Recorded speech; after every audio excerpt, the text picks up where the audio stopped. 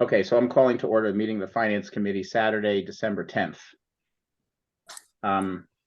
This meeting was not warned. It was an emergency meeting. We scheduled it in response to the last select board meeting and basically with only enough time to prepare for the current trustees meeting. So we will post a recording of this in minutes publicly as soon as the meeting is over. So I think what we need to do is to prepare for the trustees meeting on Tuesday, and which would follow a similar format, I think, depending on what Jill and Ellen tell us, a similar format to the select board meeting we had last week. And then secondly, to discuss the work that came out of the select board meeting that we need for the next select board meeting, which I think is the 20th. So I don't know, Ellen or Jill, do you want to just give us a quick, is that a good place to start, Jill and Ellen, to start with the why don't you start, Ellen? Well, hopefully you all have the presentation that John and Jill prepared, and that's what we went through with the select board. Of course, if anyone would like, I can Stephen did quite a bit of the presentation on the planning and zoning. And after that, which is not on the schedule, there was the other handout from Tom that the select board went over, which is where a lot of the changes in the budget have come from. So, and to follow along, both these documents are in the Google folder. Do you have them? You have the presentation and the next steps. I also included the next steps in the invite. What they might not have is the handout that we got from Tom, but I believe he emailed it to everybody on the morning of the meeting. Well, he did email it, but then he changed it. He spoke to his managers and took some things off. So, right. So we did the presentation, and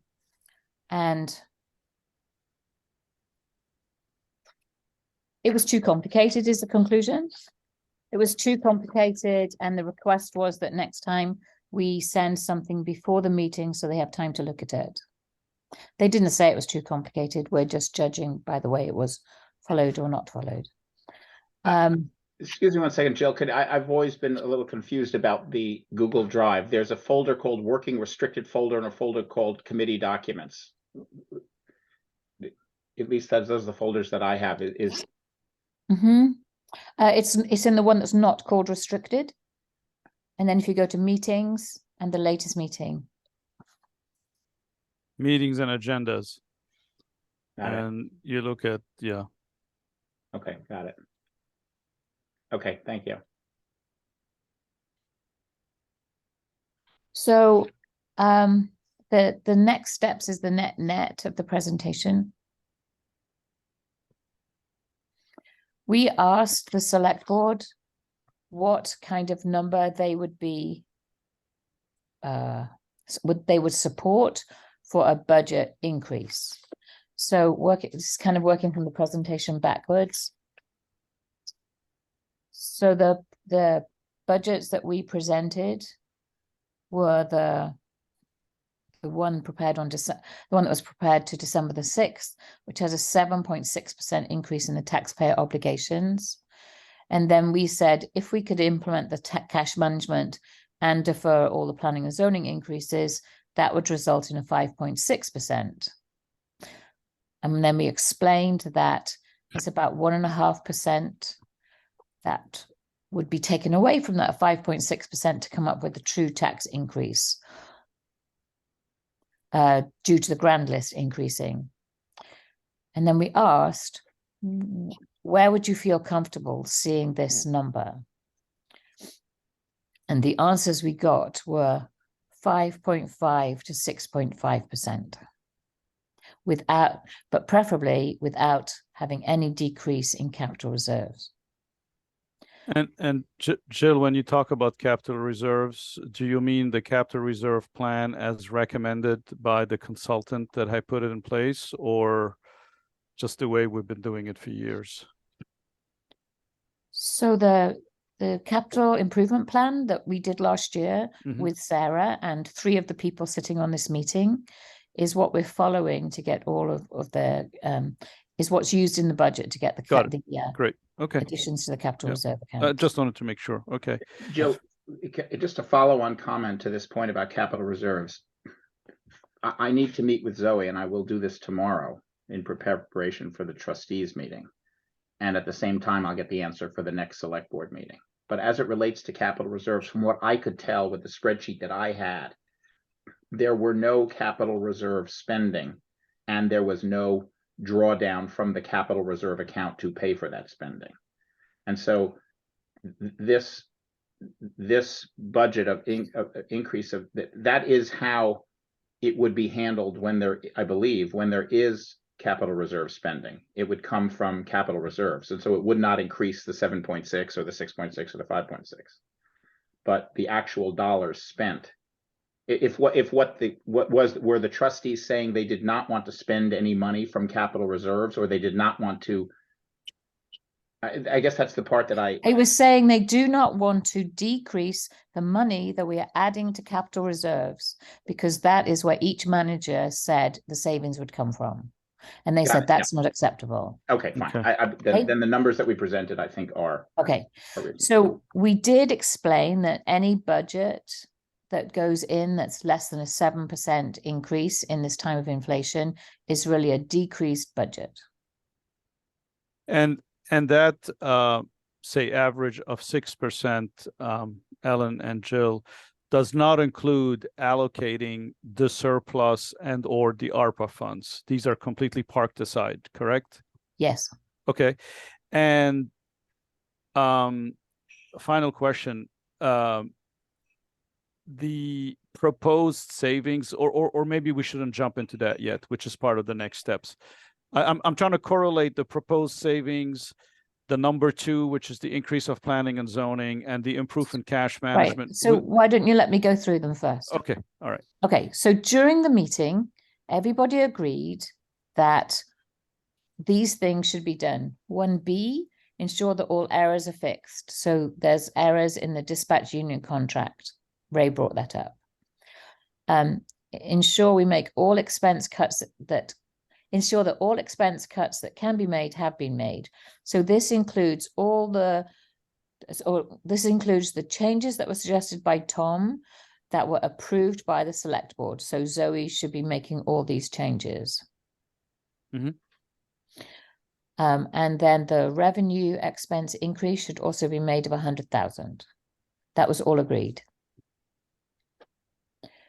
Then the planning and zoning proposed changes were not agreed, and we were asked to create another presentation for discussion that suggests a bridge of getting to this fully staffed department, which really goes back to what it was in 2019, which is 2 qualified people. So Ellen and I have met with Stephen and we're working on that. In the meantime, we suggest that those numbers are in the numbers in the December 6th budget are left unchanged. Then the proposal to improve the cash management. So excuse me 1 second, Jill, just on that point, the numbers in the December 6th budget reflect the increase, the increased Yes. staffing. And so even though they were opposed to making the staffing, they said to keep the numbers in for the moment. Am I understanding that? They didn't make a decision, so we made a decision and we've said, leave it alone until we make some real decisions, and then we make the changes. Okay, but could we? Okay, fine. And if what I think would be useful is to present a number that says, if you decide not to make these changes, here's what it would be. They're not reflected yet in this next thing we're going to show them. Yeah. If we were to revert back to that, which we're not going to put into the budget yet, is that reverting back the entire 1.5% personnel increase, or just 1? And did they agree? What would be the reasonable thing that they would go to if they didn't want to take Stephen's proposal? Nothing. They would go to 2 full-time people. So and they're currently at 1.5. They're currently at 1.5, and the half is unqualified. Okay, so from an alternative point of view, even though we're going to leave the 3 people but in the budget, if we were to give them a number for an alternative, that alternative would be 2 people. Yes.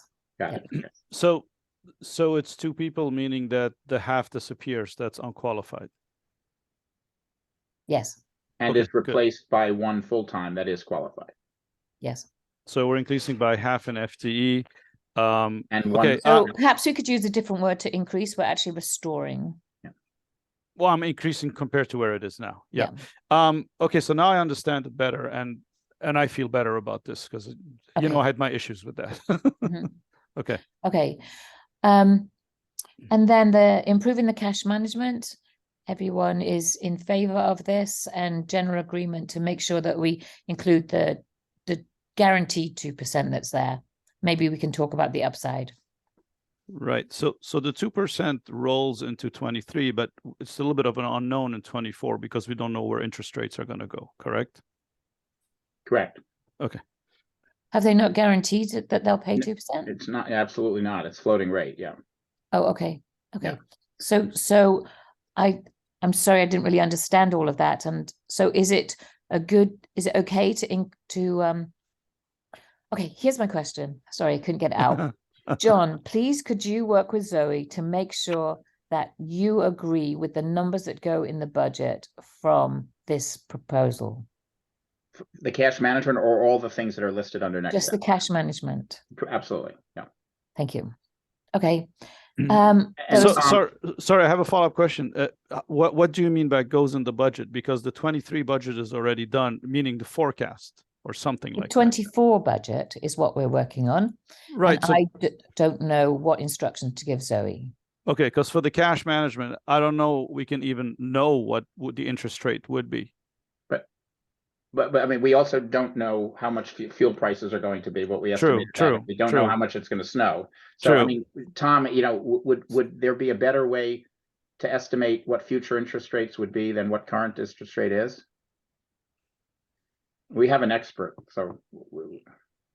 No, I think that's sufficient. It's a very uncertain time, as you know, John. Our assumption is 2%. Going into next year, yeah. That seems conservative. The bank, right, you think we're likely, right, I would agree. I think we should be slightly conservative. The bank, Tom, just because you missed the last discussion, the bank has agreed and has implemented now, as of a couple of days ago, paying us 2% on an account that we have for a long time been getting 0.5%. They've unilaterally moved it to 2%. We have a discussion with TD Bank that we've opened where they have given us a top, without analyzing the account, they said they'd have to do that. They would be thinking it's in the range of 2 to 2.25. So I think, but that's why I proposed 2%, because I assume that we're not going to any time. But if anyone could predict interest rates, they would. McKinsey once did an analysis that if you could ever predict interest rates with 50.1% accuracy, it would only take you 1 year to accumulate all of the money in the world. So we're going to be less than 50.1% accurate, somewhere between 50 and 50.1. I'm surprised Powell is not richer than that then. So I have a follow-up. Are we done with the interest rates? Because I have a follow-up question on the grant listener, just for my Well, I edification. haven't got to number 4 yet. You Do you want haven't to get to got- number 4? Yeah, well, it's in there. Okay. Okay, all right. Okay, so one of Tom's proposals was to cut the 38,000 that we paid to Rivers for the regional energy coordinator. I personally am totally opposed to this. He didn't understand what this person's job was. Didn't really understand that it's an ongoing job rather than a project-based job. But Ray is asking lots of questions about this, as he has from the very beginning. So this was voted in by the people in a town meeting not very many years ago. The job has been in existence for 2 years, and so I'm getting a report on the work done, what has been achieved from Two Rivers, and then we can use that for the basis of discussion. To loop back to the planning and zoning proposal, it is possible that it might be time to bring this work in-house and to make this part of the work of the expanded planning and zoning department. So if it was fully staffed, this work could be done in that department, we think. So it's another way of paying for that increased person. So that's all a big question to be talked about. But just know that it's a bugbear of Ray's. He's hated this proposal ever since we started it. Has the town, has the select board committed any kind of energy objectives? Didn't the select board or the town or the voters, I don't remember, say we want to achieve some energy something by something separate from the funding? Isn't there like I thought the reason that was justifying the expense sort of technically was that the town had set formal objectives for environmental performance. We've done several things over time that require this person to be hired, and there's many people in the town who will get it passed whatever happens. So it's probably better to assume that it won't be cut, because there'd be anarchy in the town, and it's probably better to work out how to make sure that we're efficiently spending 38,000. Well, I mean, it was voted, right? I mean, people voted for it, so it's going to require another vote potentially. But now what's interesting is, and I like your idea, if you absorb it within the planning and zoning, weirdly enough, that would make it easier for them to get rid of the position because it's not extraneous and voted for. You see what I'm saying? So, but I don't think that they would do that if we remind them this was actually approved by the voters. Well, we did remind them, and anyway, the problem is it's raised a conversation now, so we actually have to do some work. So I'm happy to take that on to do. And the work would be to talk to Steve and to try to figure out whether it could be brought in-house. Is that it? Well, we're wrapping it up, Alan, and yeah. Sorry, Alan. He says it can. My understanding was the coordinator position there are, and you can correct me, Jill, there are 30 districts. No, there's 7. Well, we're in one with 7. Yes. Okay. There are 26 other districts. Maybe that's 31. Anyway, Stephen, he used to work in that job, and he did service the 26 other districts. So he's very knowledgeable about that position and what it would entail. He's highly qualified to do it. So I thought that was a big plus. Well, for him taking it over in the planning department. Is it 38,000 doesn't fully cover the shortfall that's created by Stephen's plan, correct? The shortfall is closer to 60,000. But we're working on that. Ellen and I are working on that with him. We don't need to go into it now. Okay, great. Okay, right. Yeah, I thought part of the shortfall was covered by extra revenue, so that might actually work out. You know, we have to make sure that there's no presentation. He's going to address what the potential extra revenues are. Right, also. Right. Yeah, as long as it doesn't impact their productivity, it's fine, I guess. So, you know, absorbing that extra work. Jill, presumably a portion of this, I'm thinking now about the trustees meeting in a couple of days. Presumably this issue is relevant to the trustees, should be explained, won't be resolved by Tuesday. Yes. Okay. Yeah, so that's what we were thinking. Yeah. Okay. So we just need to communicate it in the document that. Right. Which is fine. Right. Okay. So that's 4A, and then 4B is so if in a week on Tuesday, when we go back to the select board, if we could actually calculate tax rates and show the net effect of all of these, that would be a good thing to do. So you said something, I'm going to ask my question now about the grant list. You said something that because of, I'm sorry if I'm using the wrong terms, okay? The expansion of the grant list, it's in effect going to have a positive impact on the property taxes, which would give us back like 1% or something like that, correct? No, More or let me- less. no, sorry. No? Okay. You need to add one word to what you said. It's going to have an effect on the property tax rate, not property taxes. Property taxes will equal the budget. Rate, yes. So, but because there's more people paying for it, individually, it's going to help every household paying taxes, correct? Not, it depends. I don't know the answer to that question. I think it's definitely a reasonable assumption. But Okay. the growth of the grand list is a combination of the number of people and the value of each of their homes. Right. The grand list could increase with a decrease in the number of people and a big increase in the value of the homes, or it could be the opposite.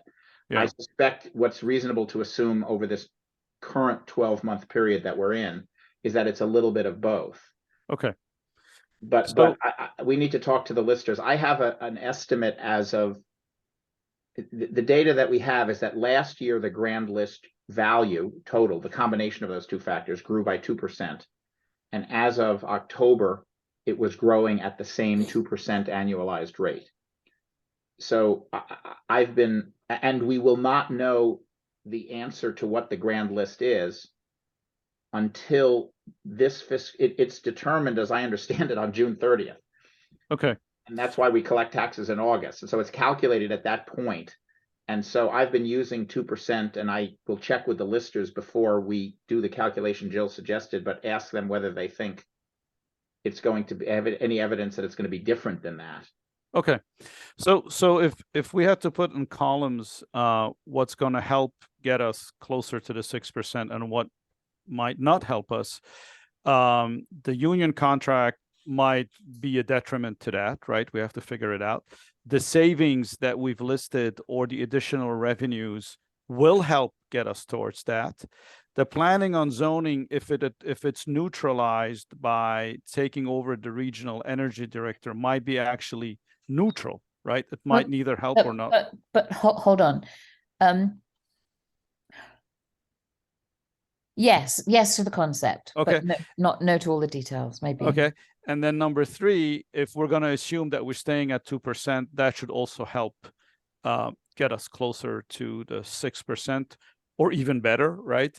And then the big question is, with the grand list, is it even going to help us further? And that's still, so overall, I'm feeling like it looks like it's good news because we haven't even allocated the surplus and the ARPA funds yet. Right. Yeah. So I might be optimistic, but I'm feeling kind of good about it. I think that's right. And I just want to show you that logic that you described with the purpose of your comments was what we presented on this slide. Can you all see this? Yes. Yes. It says impact of improvements. Is that what you're seeing? Yes. Yes. Okay. So basically, we were at the last meeting we were at 6.5%. There were changes to the budget, which increased the taxes by another %. So now the amount, this is taxpayer obligations, which is property taxes plus, which is what we have in the spreadsheet, plus what we think special articles will be. We do not know, nor do we have any control whatsoever on what those special articles are, unless we put them in, because people can just add them. And so assuming that they are essentially the same, our taxes, not our tax rate, would go up by 7.6%. We would then, since that budget that was put together, there are initiatives that implementing cash management and deferring planning and zoning. But these changes, when we calculated this, was 5.6. Jill is describing some additional changes. She's describing taking out the defer P and Z for the moment, so putting it back in and so forth. So we're doing all of this moving calculations, and we'll continue. I think, Jill, was this one of the pages which they didn't understand, or was this helpful? It's Kareem's logic with the details slightly different of kind of saying, here's where we were, here's where we're moving, and so forth. Is that helpful or not? They found it confusing. They found it confusing. Yes. Okay. All right. But it gave us a number to focus on of 5.6. So I do, if we end up, say, in the region of 6%, once everything is said and done, right? I think it behooves us as a finance committee to encourage the select board and the trustees, probably the select board, to explain to the voters that it's 6%, but if you vote yes on all the special articles, it will go up to Y%. So that in people's mind, they understand that if it's going to be higher than 6%, they're doing it to themselves. I think we need to reinforce that because it's not always clear, because people stand in front of the voting sheet and like, yeah, I like these people, I'm going to say that, but people need to understand the implication to their wallets. Well, And I think we need to keep reminding that. I have a question even before that, which is I think as a group, do we want to even have a philosophical viewpoint about what a percentage increase it should be, could be? Because I come from the world where I've been sitting in and trying to get tax increases through. I don't want to see our taxes go up forever and ever and ever, but I don't want to see our capital planning be so inadequate that our taxes are going to have to go up by 20% one year. So since some of the increases in the budget are going up by, what's healthcare going up by 19% or something? 18%. A lot of the increase is people again. And there's I don't know how to say this. If you increase your budget by 10% every year, you're doing something. If you go back and have a 3% increase one year, it's just harder to get any kind of budget through the following year because you've got to make a bigger increase to have. Maybe it's easier to have 5%, 5%, 5% than it is to have 3% and then 10% with the same effect. No, I totally agree. So it's pretty heavily loaded, what you just said, because it mixes, in my opinion, a bunch of principles. One is, I wasn't saying that the percentage should be or should not be. All I'm saying is factually clean, right, between quotation mark, the budget is an increase of, say, 6%. Voters, if you also vote yes on all the special articles, the impact is X basis points. So period. We're not saying if it's good or bad. We're just clarifying it to people. Aren't the special articles included in the budget that we get presented with? No. Okay. So I personally feel that but hold on a minute then. Yeah. I believe that the select board has asked everybody presenting special articles to have a no increase. Right. They're just saying that's a request, not an order. Right. So if that's true, it's not going to put the 6% up. Yes, because it's not included in the 6%. So if they're going to come up with additional money, it's going to increase it slightly, right? Oh, you're saying compared to the previous year? Well, no, I don't know. Are we comparing? We're comparing the budget X special articles year over year, John, right? The 7.6% is a 7.8% in property taxes and a less than 1% increase in special articles. That's how we get from 7.8 to 7.6. I personally don't think, I think what you're trying to achieve is transparency. Yeah. I actually think that there really is, it's a completely arbitrary distinction whether the money is in one line or the other. All of what we're voting on is a set of services and investment and money, a way of spending money that is taxable to us. So to me, the idea that we take some items and put them in the budget and other items and list them on it's exactly the same thing. We get one bill for property taxes that pays for the things that we said we would pay for. So I think we should break it out and make it clear. And I don't mind if we, just make sure that people understand what you said. Yeah. But I think for our work with the select board, and that's really a question for town meeting more than it is, I think, for this group here. So, but to follow up on what Jill was saying, which I think is the rest of the conversation, at least in my opinion, is the new stuff that's bubbling up, such as you know, reinstating planning and zoning, right, to 2 FTEs, or looking at absorbing the regional energy coordinator into planning on zoning, etc. I think as a finance committee that is looking at the financials of the town, I think we should have a stand on that and, you know, encourage them or say, careful, etc. How do you guys feel about our role being also a consultative as opposed to just a factual reporting role? Yeah, I'll give you, here's my answer. Yep. I definitely think that the finance committee should become consultative on many issues.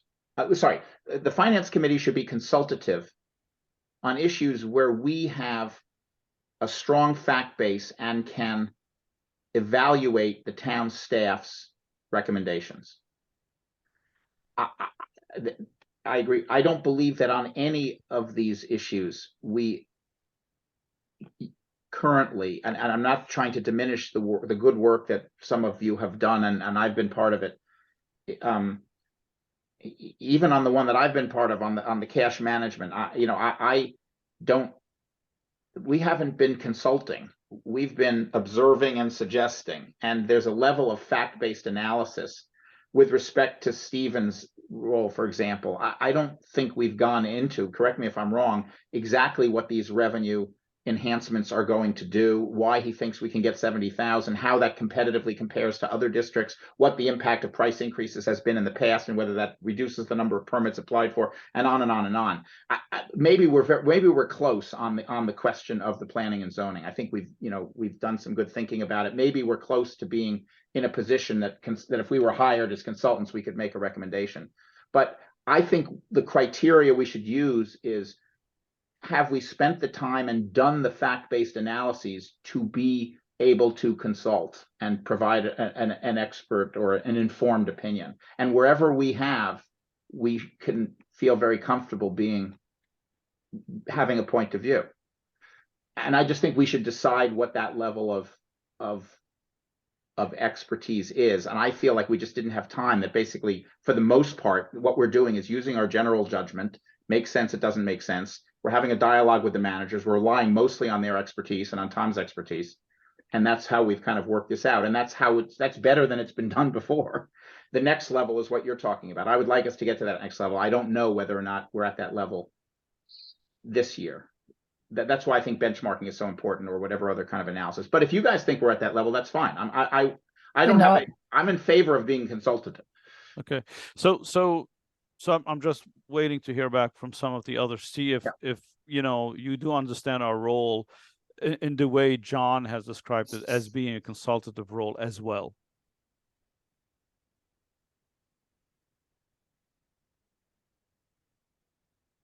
Anybody?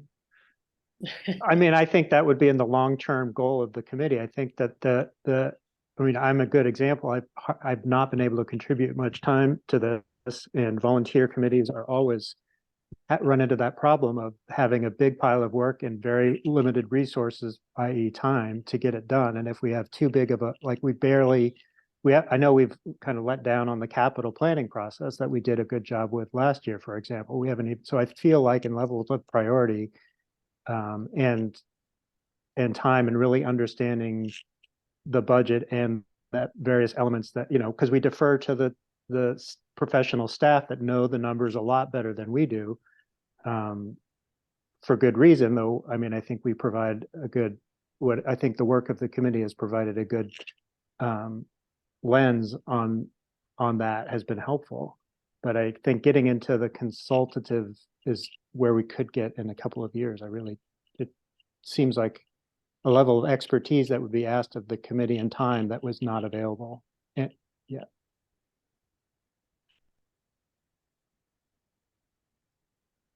Any other views?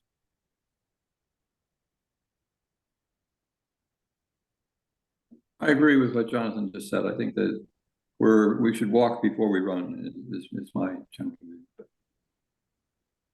But Tom, are you comfortable with also working towards the vision that Karim described? Yes, absolutely. I think Okay. that's where we should go. Good. I'll just hope that it'll happen before 2 years, because I think my blood pressure would be through the roof if I had to wait 2 years to be able to give my opinion on certain things.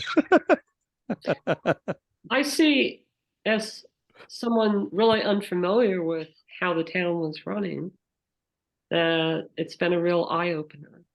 And as we sat through all the meetings, I could definitely, I kept thinking, oh, that needs to be looked into. That needs to be looked into. I mean, there are many things that really need to be looked into that can be improved. Mm. So it's sort of the fact finding and, ferreting out what those are, what the priorities should be. Which we've done in some areas, like the cash management. It's a good one. Yeah, and the cash management, though, is a very simple. Yeah, The problem solving required to know whether it's a good thing or not is very simple, yes. as opposed to the, say, the planning commission, or the regional environmental coordinator. Those are harder. Yeah. I mean, I'm very curious about how the negotiating on these union contracts goes. I have no idea who does it or, It was Ray and Seaton and the town Okay. manager last year. right. So it's a nominee from select board, one trustee, and the town Mhm. manager. Right. Jill, what is your view? Should we head towards being more of a consultative voice as well? Yes. And we probably know lots of the things that should be done, but until there's a town manager who's able to follow through on any of these ideas, it's a waste of breath to even suggest it. And so I think all we've done this year is what we could have done, which is to put in some more discipline, have numbers that are perhaps a little bit more accurate, and start to show the select board and trustees that they actually don't need to read the document line by line, and you can make valuable contributions if you think about the big picture, not the minutiae. Yeah. Okay. No, I'm fine. I respect the views, but I'm glad that ultimately we all want to end up in the same place. Whether it happens sooner rather than later, it's really also going to depend on a piecemeal. If one or more of us can actually jump into a project and Yeah. beat the crap out of it, right? And I'm hoping that both the select board and the trustees would view us at some point, once we keep building their trust, Jill, as you mentioned, as being also a committee that they would want to consult with. So okay. Can I just add one thing, Karima, because I think this is going to be an important discussion for this committee over the next couple of years. The way we're going to have an impact being consultative is highly likely to be to disagree with a full-time staff member on the town staff. We're not going to be needed. I mean, we may work out a plan like on the 2%. Just as, again, it's a simple example. Zoe is going to say, if operationally we just stay with the same bank, absolutely, we should do that. Well, actually, we've already done it. But in where we will add value when we become consultative is to say, well, Jill is the fire chief, and David Green is suggesting we buy this ambulance. We believe that we do not need to buy this ambulance, and here's why. And the first time we do that, we have to be right. Because we're going to need a strong town manager, and we're going to have to be right about that. And others, because the department manager is going to say here, and the department manager is going to be more expert than us. I mean, this is being a consultant my whole career, for part of my career, for 20 years. We need to be right, because as soon as we're shown up to not have had the real understanding of the issue, we really didn't quite exactly understand what it meant to share the cruiser, because we didn't realize that, in fact, we wouldn't be able to respond to a fire between midnight and 4 a.m. because the car was somewhere else. All that stuff, which David is going to know, or Robbie is going to know, or whoever it is going to know. So my point is that's really what I want to make sure, that's the level we aspire to, that whatever issue we decide to go up against the town and recommend that we're overriding the staff, that we are in a position to even if they don't agree with us, that nobody says, well, the finance committee really, what are they doing? They don't really know what they're doing.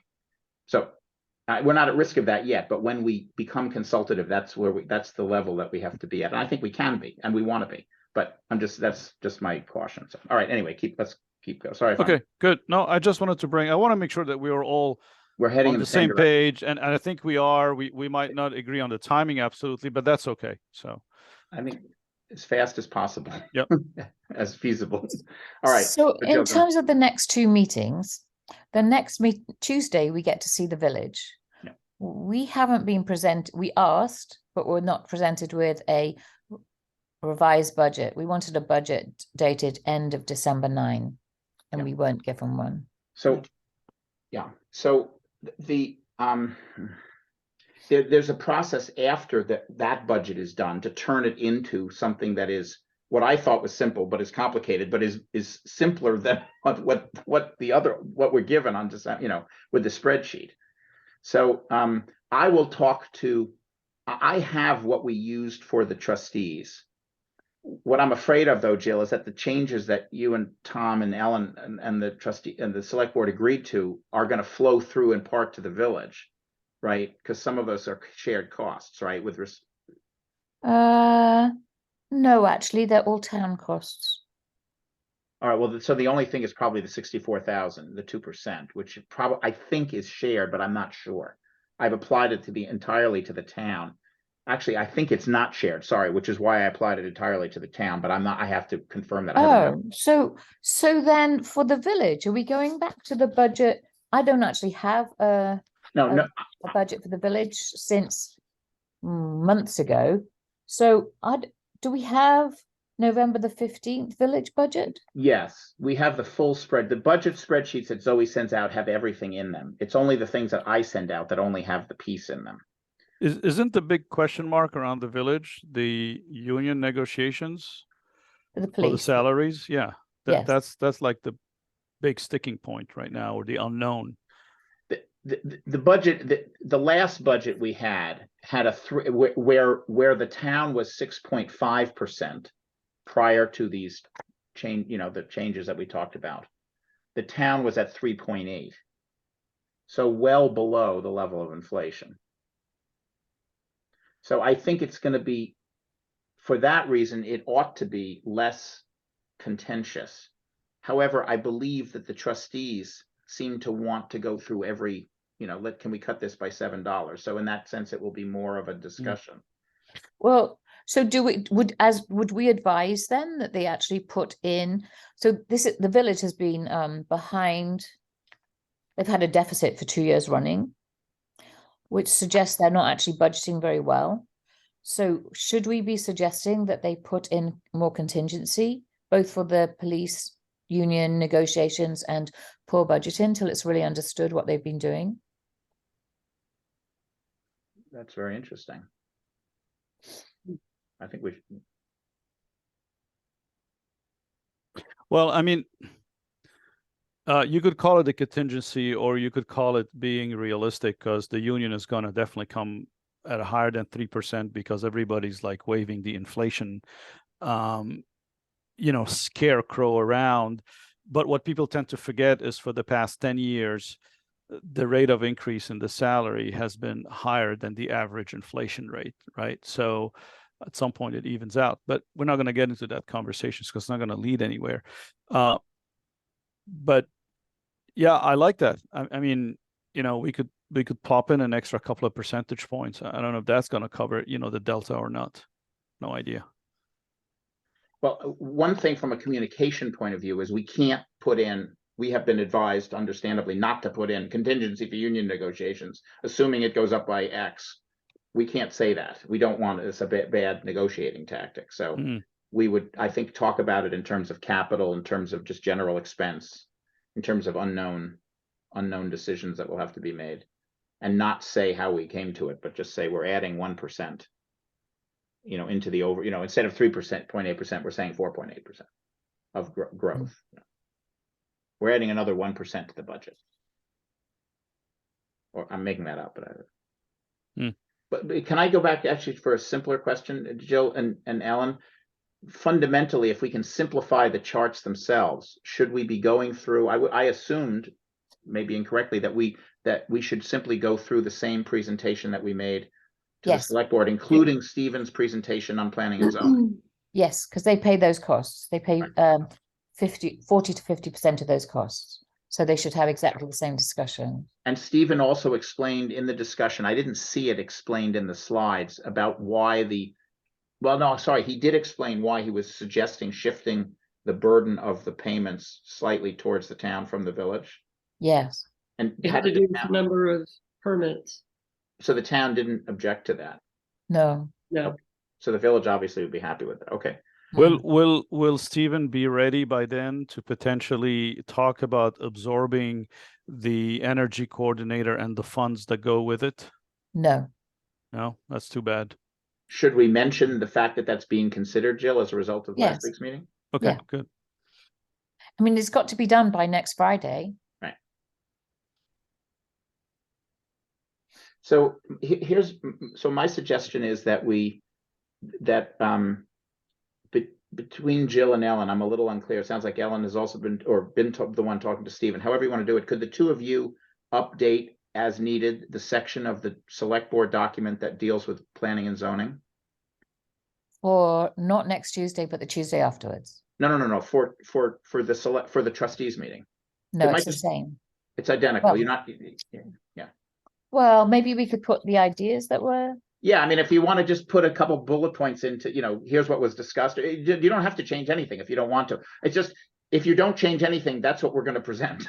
So just look through it. It doesn't have to be right now, Joe, but just, between now and tomorrow night, just look through the document and see whether you want to convey any any update to that piece of it. Right. I will work with Zoe tomorrow morning. Oh man. How about Monday? Oh, not tomorrow, sorry, Monday, yeah. What I think we should do is because she's got one spreadsheet and she's working to try to make it accurate and so forth. So I'll get that one spreadsheet as of Monday morning. I will send it around to everybody, which is the account by account. It's the 1,200 line spreadsheet, which has every account for town, sewer, town, village, and sewer. And then I will translate it into the same format that we use for the select board, with the exception of the page that they said was too complicated, where I will not show the history. I'll just show here's where we are now. Does that sound like a way to? Yeah, it's just too many. think Take away so. the numbers, but keep the concepts.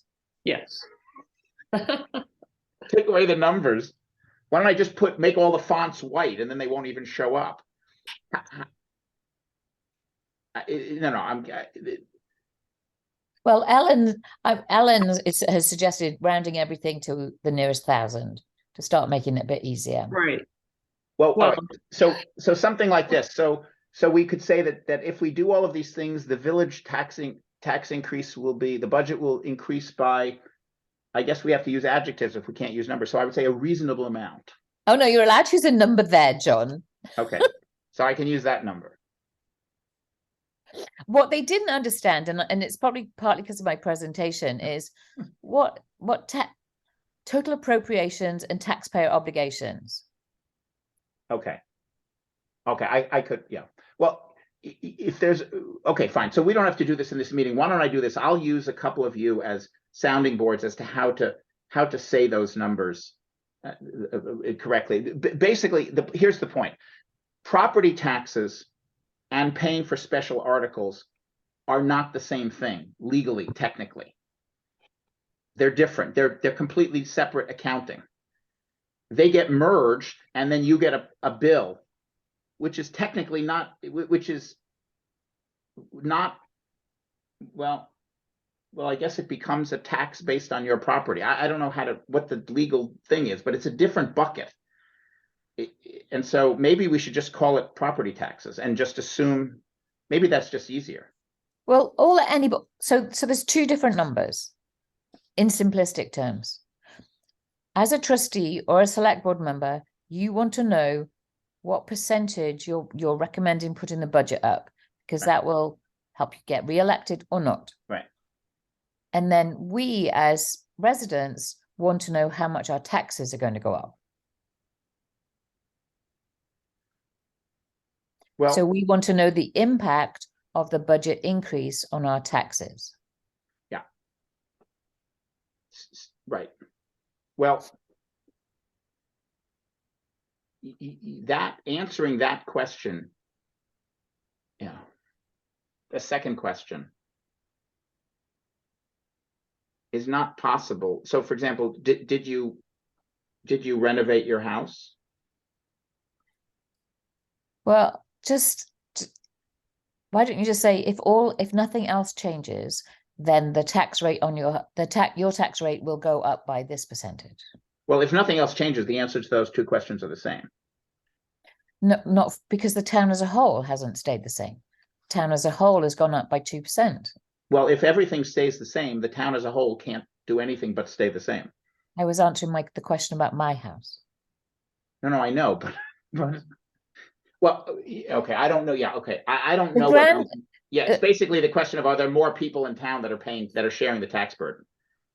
It's more about I the don't know house. that it's more people, it's more It's the property. house value. No, It's no, no. the If all the property values go up at the same rate, then really nothing will change. Because Right. everything will be spread the same. It's only if the If there's a base, new the house, number of properties, It's a new house. if or there's more things that we can tax.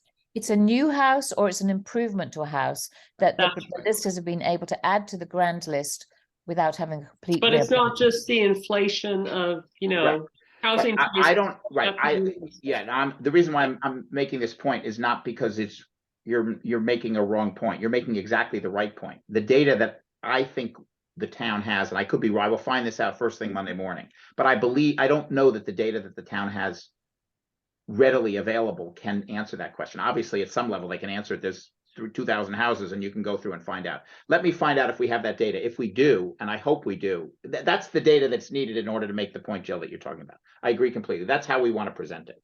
And that's how we need to present it in town meeting, because that's the right way to present it. I'm just responding mechanically between now and Tuesday night. If the listeners don't have that data easily, well, actually, I'll figure out how we can. I agree. We should present it that way. They presented us a graph at one stage. Do you have Yeah, that? but correct. But the graph is, here's how many dollars is in the pot, and it's not divided up between, like, my house is now worth the same or more than it was. I didn't fix it up. It's just worth more because property values have changed. They haven't done that. They haven't been allowed to make that change in the year. That's called a reappraisal. The only changes that they've been able to add to the grand list are new houses or when they know that an improvement has been made to an existing house. Because the reappraisals are done all at the same time, Yes. Yes. and we didn't go through that process. We go through that process in a few years as a whole town. But in the past year, no. They Well, are that's not really allowed. good. They are not allowed to change the value of a property based on its sales value. Only a noted improvement. But they're also not allowed to they're not also, I know that they're not allowed to do it based on an individual property sales value. That's illegal. But they're also not making overall market changes based on overall inflation, which wouldn't violate that rule. They only do that when they reappraise periodically. Yes. That's Yeah. when they take into account inflation, basically. Yes. Okay, well, if that's the case, then we have the data. Then I agree completely. It's just what you said. And those are the numbers that we're presenting on the chart, and the number that you gave them an estimate for, the 1.5 percentage points Right. lower. Right. So we'll show, those are the two numbers that they care about. Fine. So just keep it simple. Yeah, okay.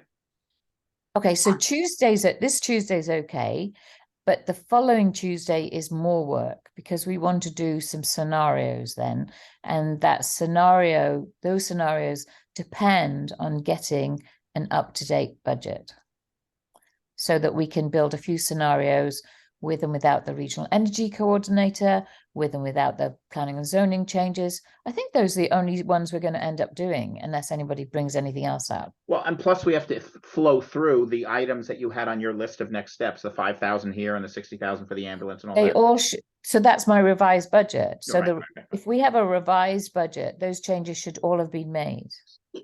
What we have on Monday should include those, correct? Yes. Yes, Tomorrow. tomorrow. It was Monday. Monday. Most of us are having Sunday tomorrow, John. Sorry, I keep forgetting, yeah. Yeah. I'll ask Zoe, obviously, has she made all of the changes that were that were suggested at the select board meeting? And then if you could ask that question and then chase the cash management one to make sure, see how she's done that, then maybe we have something that will be stable for a week that we could actually work on. Well, yeah. It's very easy to do the kind of scenarios that we talk about, assuming that we're allowed to show some numbers. If we're not, we can describe it in theatrical terms. What about raised questions? Shall we raise those, John? Yeah, sorry, I didn't open that yet. Oh, I was trying. so Do you want to summarize them? Did everyone get copies of those, or? no, just you and No. me. All right, well, I think we need to send them. Yeah, But Okay. basically, so just to summarize, Ray is having some back and forth with Zoe about whether the union contracts have been interpreted properly or not. I suggest we just let them carry on. Mhm. And then he had a whole other list of questions like, should we do away with listers and have an appointed person, a one person full-time rather than 3 half-time people? Should we make this other change? Should we make this other change? Lots of ideas for change that we could add to the list that we're keeping, Kareem, of things to investigate, but things that are not going to make a difference to the next budget. Okay. Whatever happened to the, sorry, I don't want to jump to another subject. So what are we going to do about raised issues? Is this something that it's his horse that he's on and he's going to, like, it's going to feed back to us via Zoe? Well, there is a bit of a problem with the flow process. It's not really flowing. So Ray took his questions to Zoe as we requested. Zoe answered them direct to Ray and never told us. So now Ray has answered to Zoe and those answers are still open. So the Monday budget may not be the final one. Okay. I mean, yeah, if we're talking about errors or adjustments, but whatever ideas, I think these, I agree with you, should be tabled. But Zoe's not putting into the budget anything that is more than an idea that anyone would agree to. Do you know what I mean? She's not gonna, Ray's not gonna tell her, or even if he does, well, I can pretty much guarantee that even if Ray tells her, put this in the budget, she won't do it without going to Tom, and Tom. No, that's not what I said. Yeah, Oh, no, I didn't know, mean to I say know. that. The only changes that Zoe and Ray should be making, the two of them, and making sure that the contracts are interpreted properly. Yeah. Okay. Whatever happened to that point, or is that just tabled as an idea for down the road, which is to have, the staff embrace a larger portion of their benefit cost? This is something that needs to be benchmarked, et cetera, right? So that's nothing to do with 2024, but we need to have it on the radar, correct? Right, and Ellen's Okay. been working on that. I am now. working on it. Okay. I need some more information from Zoe. Okay. Let's see. I could give you a little summary right now. No, I mean, I guess the point I'm trying to make is kind of also follow up to what John just said. We have that spreadsheet where we had, captured ideas, contingency, Yeah. et cetera. What would be great is any other idea that's being worked on, if somebody could throw in a row and an estimate and a status of where it stands and who's working on it, I think it would be great so that everything is in one place, as Mhm. opposed to, Could you take that, Kareem? Sure. I mean, I could take a look at it. I'll follow up with everybody. I'll ask them where we stand. I'll update it. Maybe what I'll do is I will clean it up because we were using it for purposes of building a budget. I'm going to now clean it up and transform it into more of a tracker of ideas and try to classify them, et cetera, et cetera. And then I'll obviously share it and then people could give feedback. So why don't I do that? The way I would, that's great. the way I would imagine we would use that list, I think really to some extent that the finance committee really got created in, it's like building a house. You start with the kind of architectural drawings, then you do the foundation, then you build the structure and so forth, then you do the interior.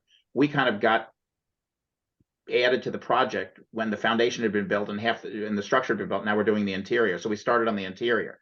In January, I think we're going to start having a full year of the finance committee, which starts with, I think, two things, two big buckets. One is, what are the major ideas that we want to get more analysis and information on that could help the town make budget decisions by the end of the year for the FY25 budget? So that's in a- process. in Yeah. a smarter way. That's one of the two major things we should start to talk about in January, and having this list would be the agenda for that. We would sit down with the town manager who's coming in early February. Does anyone know? Yes, February. And who, by the way, is fantastic, that the most important thing, I mentioned this to one or two select board people when they asked me, what do we need in a town manager? I said, the most important thing is have someone with financial expertise. And somehow that's what they decided, which is fantastic. We sit down with them with that list, and we basically say, look, this is, we can help to push these. What's your instinct? Where do you want us to push? Give us 3 things to focus on between January and September. Mhm. And the second piece of it is building the infrastructure that is issue independent. How do we do budgeting? How do we do forecasting month to month? How do we reduce the work that's required to fill in the accounts every month because they're structured all wrong? Basically, so that by the time, and those two things can proceed in parallel. And the time, and that once we stop doing what we're doing now, we can use our volunteer time to help advise and build the infrastructure. That's not going to be very contentious. It's just going to be hard work. John, I would just add a third that I think you said the planning for the next year's budget, but there's also, I think, a little bit of long-term planning as well that has to happen because. Agree completely. Very good point. Sorry.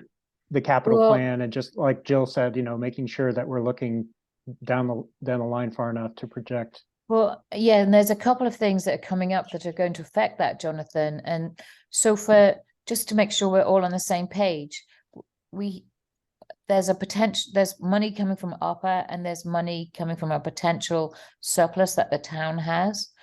And so we've managed to delay that conversation. So the select board are going to have an open meeting, a town meeting in February, where they discuss both of those, but everybody agrees not to use either set of those monies to mess around with the budget, but to try and use them for big items that have to be paid for.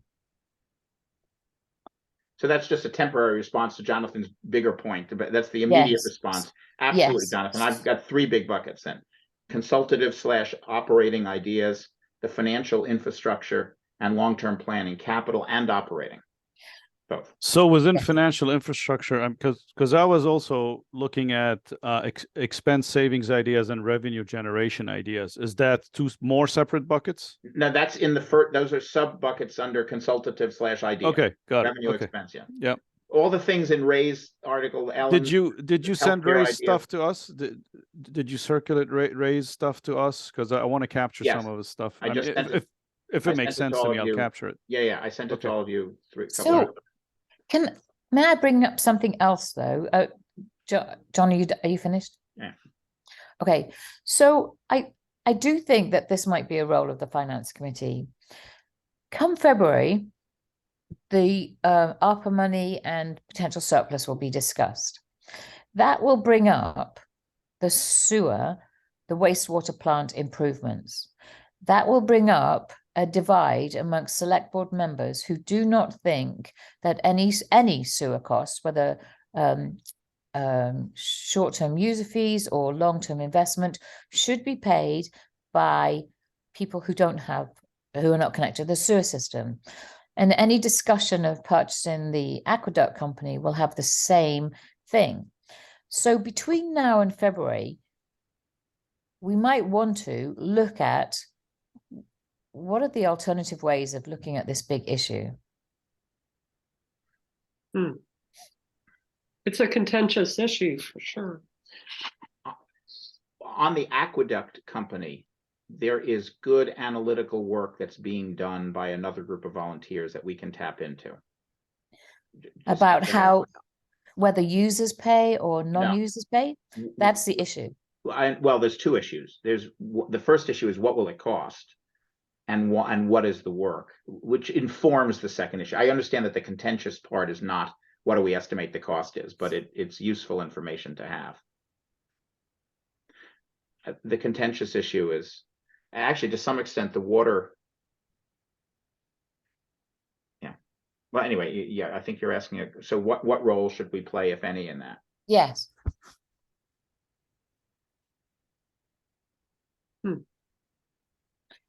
I mean, between us, we represent non-sewer users, non-water users. Who's on the sewer system?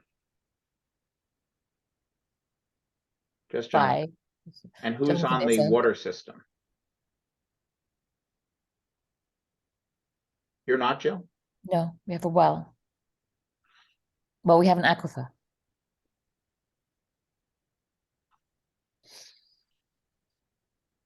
So I keep hearing, the proponents of you 800 people figure out how to pay for 18 million bucks. And if you can't put money on your table anymore, we don't care. I keep hearing that, but I guess that I keep hearing, well, every other town does it this way. No, it's not true. None of the towns have faced the huge spending that we're going to have. Yeah, in the past, if there were minor upgrades or repairs or things like that, the users took them on, and it's in the bylaws. Nowhere does it say what to do with huge amounts of upgrades. It's silent. So people extrapolate, right? And this is why we have to be careful with the word benchmarking in certain cases, because you're benchmarking against something that has never existed before. Well, but hold on one second. I understand that point, and there's also another very interesting point about the sewer that I didn't know until Ellen brought it up, which is the point that, in fact, the federal law requires us to build capacity to serve every person, whether they are or can be connected to the system or not. And so, in fact, that's where, to me, water and sewer differ. Jill, you don't get water, and when we build the water system, we're not required to take into account that you might need it. Whereas the sewer is different. You could live, and as I understand it, Alan, is this correct, right? You could live at the top of a mountain where we would never be, we literally would be impossible to get it to you. And we have to build capacity to process your waste.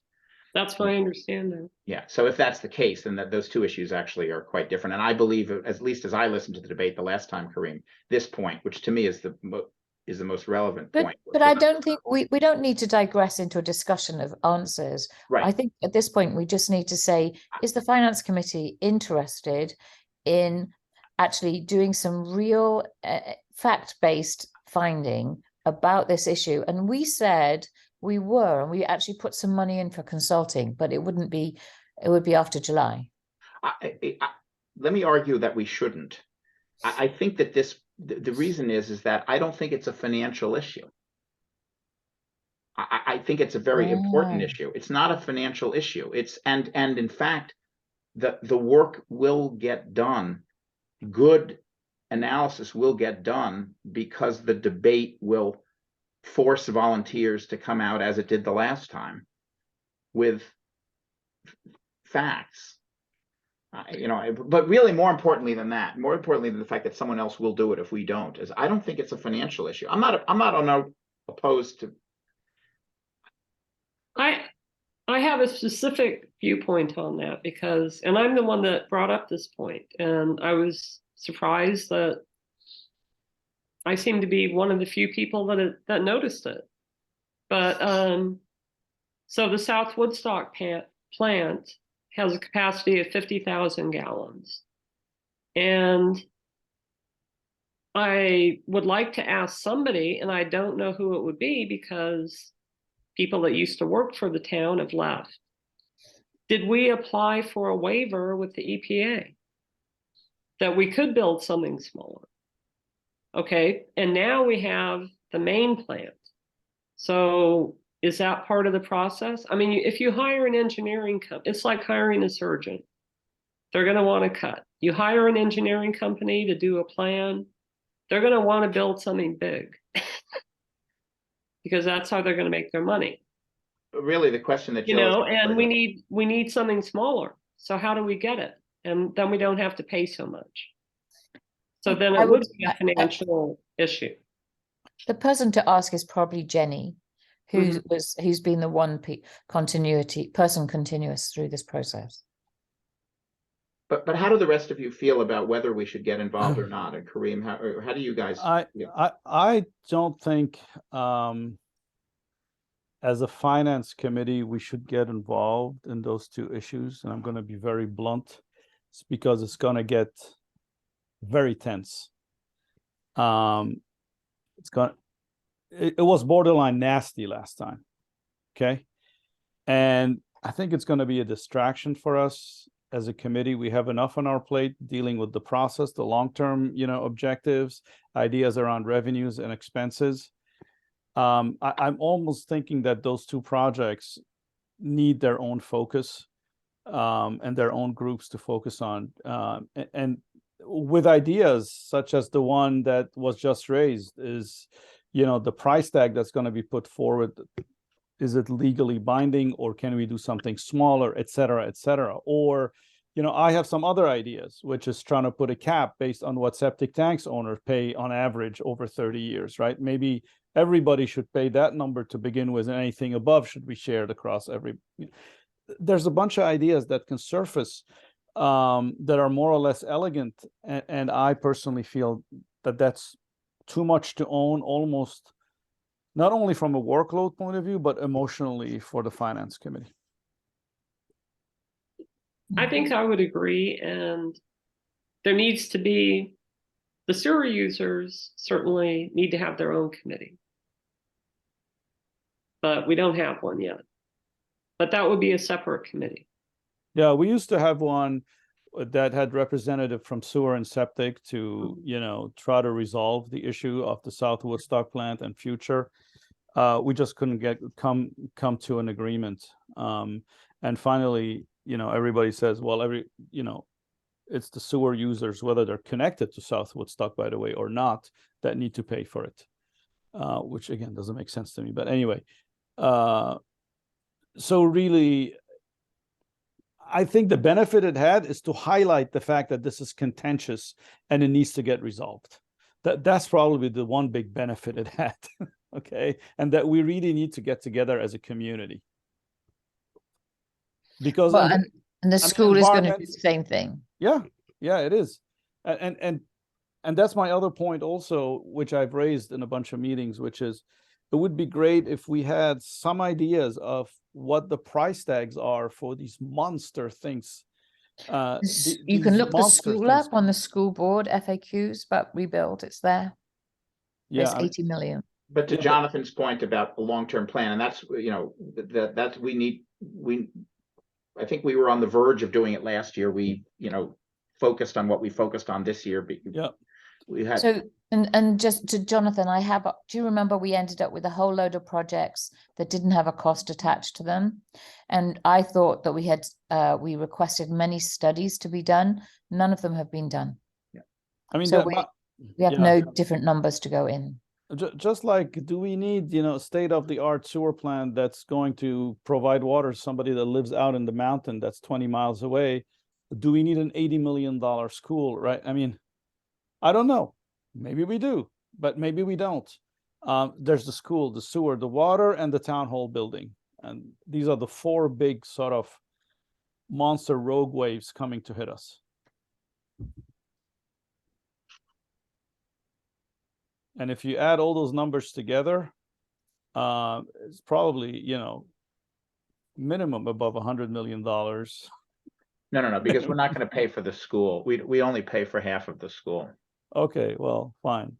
50 and then whatever. It's going to be anywhere between 50 and 100 million. It's still going to be a huge amount. It sounds like all of the pipes under the roads are starting to fail also. I think you should add that one. It's noted in the capital improvement plan, but there's no number to put on it because no that number. study wasn't done either. No. But I think, does anyone object to us not getting involved in those two issues? I agree with Kareem for just the reasons that he said. For what it's I worth. agree. I think I there agree. may come a time, Contentious. John.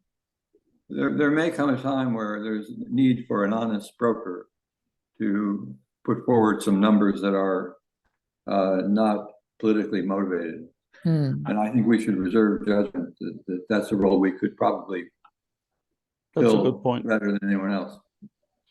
Or perhaps, you know, if we get the study that's done by an engineering firm, that maybe we could take a look at it very closely and give our opinion on it or something like that. But Or maybe we're the people that On cost, not on technicalities, sorry, yeah. maybe we're the people that always convert the cost into impact. Maybe that's our job, but I taking think- these costs and converting them to impact on taxes. Yeah. Well, that's a pretty right. That's a pretty simple calculation, and I think we would naturally do that as part of the budgeting process. I think, but I think Tom's point was a fair one. Is that if there's an independence that's needed, we could provide as it relates to estimating the cost, because I think it's a good point that Tom is making. I mean, even to some extent, sort of what Kareem is doing, which I'm not disputing the numbers, but trying, there are. But you would convey, the different advocates for different points of view would convey numbers differently, and that's Kareem may be right. I'm not saying that you're wrong, but I think that that there could be a role for us. But so why don't we just make it clear when this issue comes up that we think our role is to play if there's a need for an independent analyst, on a financial issue. Like what are the costs or what is the impact on taxes? But I think that we should not be an independent, if you all agree, we should not be independent analyst of what the political solution should be, who should pay. No, we should stick away from that. That's not it's a thorny issue, but it's not a financial issue. Are you okay with that? I think no one's objecting. Yeah. Okay. All right. So I think we're Exhausted. Anything else on our agenda? Thank you all for short notice. Who's going to be there on Tuesday? Jill and I will be there. You will. Okay. All right. Jill, you're muted. Kareem, is there Yes. any way you can come? Because the 3 cost-saving proposals that we put forwards are not going forwards, and it might be useful to be able to have you say that piece of what you did with Robbie. Or maybe we should ask Robbie to say it. Well, the reason why it's not going to be put forward is because we have decided, well, first, there's one that got killed, which is the take-home cruisers, because he even thought about it. He does not think he could justify what might be the financial benefit, and it's going to happen in a number of years because it takes about 4 years for every car to turn, and he's struggling on how to actually justify that there might be a benefit just because our town is so small and we don't have that many cruisers. So that leaves the 2 other points. One, which is actually 3. One, which is eliminating the midnight shift. Another one, which is to combine village and town officer, and another one, which is to get rid of the cruiser that's dedicated to the village, right? And I believe we decided that those would fall in the category of contingency levers, meaning, if things really get bad, which they might, if we think that the price to do all these things is $100 million, then at that point we would have to reinvestigate those and they would be on our radar list. But talking about them now, I'm not quite sure that it's going to help us in establishing the 24 budget. I'm happy to discuss them. I'm happy to say that they were discussed with Robbie, but we don't have enough information in order to quantify. Well, we could probably quantify what the dollar saving might be. I'm not sure we can quantify sort of the service impact that it is, etc. except anecdotally. Yeah. Oh, that was a really long answer to something I thought could be quite short. No, it can't. Because it's contentious too, right? Because oh my God, we're going to have less, safety and things like that, which, But the question is, having brought them up, why are we not going any further? Just, can I have 10 words? Well, look, I can give an answer based on the prior trustees meeting. Because Okay, well, you'll be there on Tuesday to do it. Yeah. Okay, no problem then. Yeah, what I would say, Jill, is just, there are these additional ideas. When we brought them up the last time, they would all involve, I think we should be very clear, and this is, in my view, unambiguous. If there are fewer policemen, there's less police service. I mean, there's an impact on service. We brought up the idea of reducing the number of policemen in various different ways, and nobody seemed to have an appetite for it. So we're not including any of those in the budget.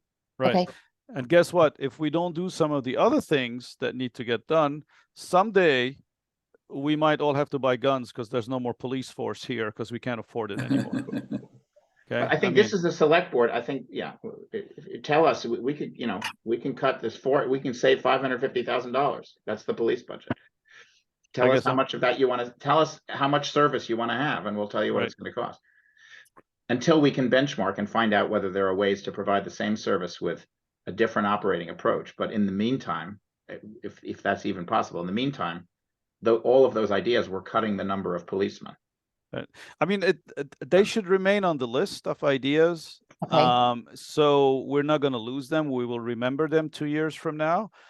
But I personally hope that we're never going to have to implement them, because if we're implementing them, that means that we're in a really shitty financial, place. Okay. All right. So I think we're okay. right. I'll coordinate with if you guys will send me whatever updates you want on, and I'll just keep you posted on the discussions I have with Zoe about the budget and spreadsheet, so forth. Hopefully it'll be smooth, and we'll just have a similar meeting to the select board meeting. Okay. Thank you all for making its time available on short notice. Can I ask, is anybody going to be putting quick minutes together, or? The easiest way that I know of to put minutes together is to do a transcript of this video and to put it into a Word document. Okay. We don't have any staff support for this committee. That strikes me as something that elected bodies do routinely and should never do. And we found ourselves in that situation. What's the matter with just recording, having access to the recording? That's not legally minutes. Mhm. I mean, it's beyond lunacy. I don't know how you describe it. I mean, we also don't have to take the, the rope and tie up our horses outside when we come to the meeting. But yeah, so does anyone, if no one else would like to write the minutes, I can just get the transcript of this and we'll publish it as minutes. I would be in favor of that. Yeah, me too. I don't think we should waste time on that. Yeah. Okay. Thank you. So, so can we, I'm just thinking about whether, so can we have a motion to adjourn? Now that we've recorded that statement, which I hope no one ever hears. I second that. All right. All in favor? Aye. Yeah. Bye. Opposed? All right, we're adjourned. Thanks for making the time, folks. Thank you. Thanks. Bye. Bye. All right, take care. Bye-bye.